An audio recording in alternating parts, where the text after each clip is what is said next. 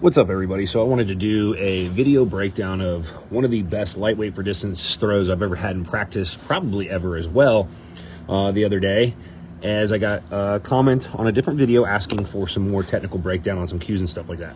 So let's go through this let's go full all the way through it, and then we'll come back and do some slow-mo and stop and whatnot.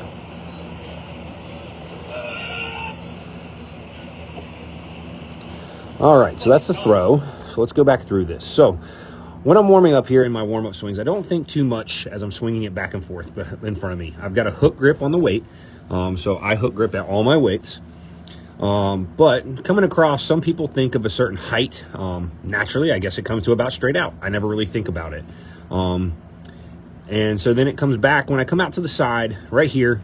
I'm thinking about rotating, but if you notice, my feet don't really move. So notice my left foot, I kind of come up on the toe there, right? We come up on the toe right here, but I don't really, some people move it. I kind of just rotate it in its spot.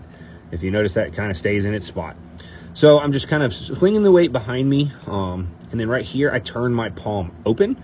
So look at this palm over here. I kind of turn the weight there to begin pushing the weight around. Now what I am going to do is let that weight drop to its low point right at my right heel. And that's something that I actually worked on, and lately I was missing this low point in my cast and was throwing everything off. So I begin to let that weight push to that low point. Boom, there's that low point, right? And as I'm doing that, if you watch now, this left foot is going to rotate open, and it's going to help me begin to create separation on the weight.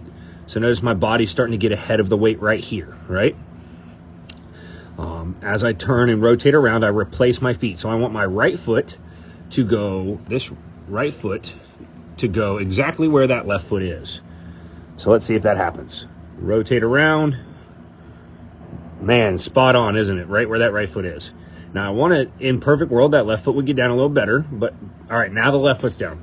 In this position, this is how some people do a linear one turn. So now I'm going to be driving straight. I'm going to be thinking about driving straight ahead and sprinting. You hear the word sprint, like I'm going to take off running straight that direction. But what I'm going to do here is I use the cue of pushing books off a shelf. Once again, that palm is open still. And I'm going to push this weight around, all the way around a clock face. Now it's going to drop. I can't really do it here and show you. It's really, I'm pushing through the flat plane.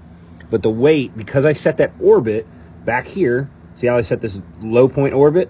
Look at the orbit of the weight. It kind of floats up, comes around. It's going to float back down again. And in perfect theory, my low point is right here. This is a pretty good throw for me. And now and there's things that aren't perfect with this throw, by all means. This is only probably a 75-foot throw, so it could go further. But what I'm going to do is push that weight around, push. I'm still actively pushing. And then one of the cues I've kind of worked in the past is this elbow position. If you watch some really, really great throwers in the past, that blocking that elbow is, I think about this goalpost position, right? This goalpost position. Well, that's not good. I think about trying to be in a right angle there. Obviously, I've got some body lean, and that's going to be okay, but I try not to have that lean. I would perfectly prefer, I think, to be straight up and down. So I'm kind of shortening my orbit on this side by doing that, right? So I want to rotate around instead of pulling away. So see, I'm pulling away from the center here. I'm now pulling in that direction with my body. I want to be pushing more. And this just comes from bad habits and years of this, that, and the other. Right now, if you followed along long enough, I've been dealing with a left quad nerve issue. So we're driving around. I'm push. If you notice, look at my head is focused out this way. I'm pushing, I'm finding something. I'm trying to throw that weight as far forward as I can, push. And in theory, I think of just throwing it. Boom, I'm throwing that weight right here, throwing it. So it's a cast, throw, and I throw at the front again. So when I get around on this cast, so once I get here, one of the things I do is I think about letting the weight drift a little higher. Notice it's kind of above my head now. Like I said, remember, I am not perfect in technique, because one thing I hate is how my foot lands pointing backwards. I work on that all the time. I can't figure it out. Let's be honest. So as I get around, right now, I start thinking about finishing my throw, right? But, I mean, let's talk about it. It's not a perfect power position. Look at how this foot is backwards. Does that really look that athletic of a position? But what I'm doing is I'm actually going to let that weight drop here, or I'm going to be pushing it. I'm going to let it come back down before I start pulling to finish the throw. I don't want to pull it out of its orbit because that weight's going to orbit this way. It's just like a giant, for the lightweight, it's a big discus throw is what I think of in my head. So I want to catch that weight as far behind me as possible. So I wish I could have both feet on the ground right now. Look at where this weight is. I want both feet on the ground. And I'd rather be more vertical with my body and not leaned, right? So like I said, my cues aren't perfect. My technique isn't perfect. I'd rather be more stacked and vertical. See right now how much more vertical I am? Look at that. I need to get in this position sooner and I could throw further. And if I get hit this exact position and that weight could be up here, instead of my arm being here, if we have that weight up here, be a lot better position, right? More wrapped. If I was more wrapped, I'd have more time to apply force all the way through. But right here, so I let the weight right here, I'm letting it come down, and now we start trying to rotate it through that big discus throw, right? So I can tell I'm pulling a little bit, and that's where I talked about right back here, where I'm pulling now. I'm not just pushing. I want to think, and I always cue push, but this is just bad habit. Getting all the way around. Let's get those out of the way. Here, big discus throw in the finish. Blocking with that left arm, right? That left elbow drives back here. And throwing, I mean, this is where you just think about throwing hard and far.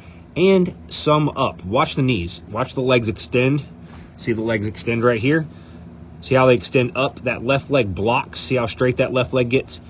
Drive up and through. Throw the weight up in the air. It actually leaves the screen. Following through and behind the trig.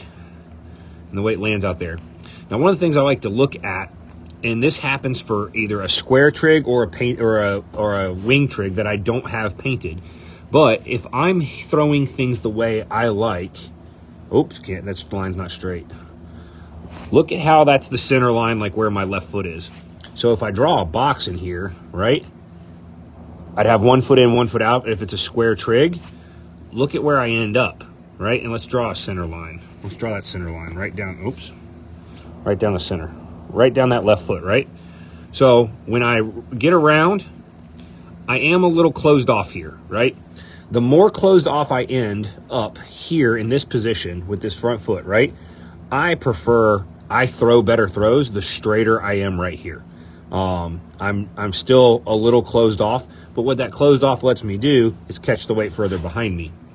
But if you watch where my feet end up, right down the center of the trig.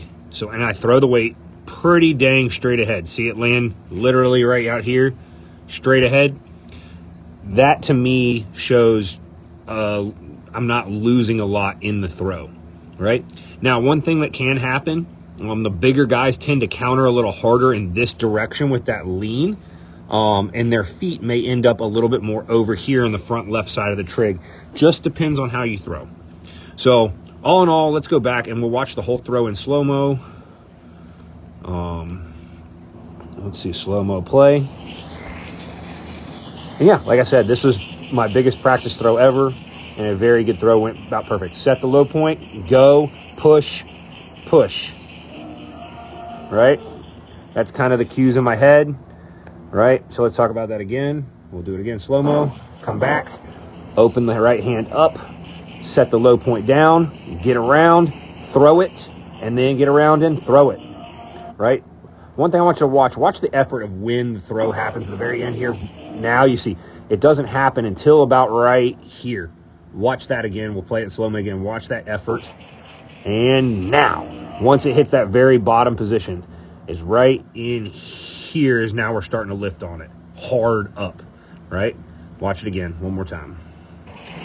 Throw it to the front, and boom, right there. And notice how long that allows me to be around that outside, right? Watch that weight on the right side here. Watch how long it is out on the outside. See how far away it is from me? And see how long I'm still throwing it right now. It's still in my hand. Next frame, gone. So see that? It goes all the way around, and see how much it lifts up. So hope you guys enjoyed this 10-minute video. We're going to try to break some other vents down.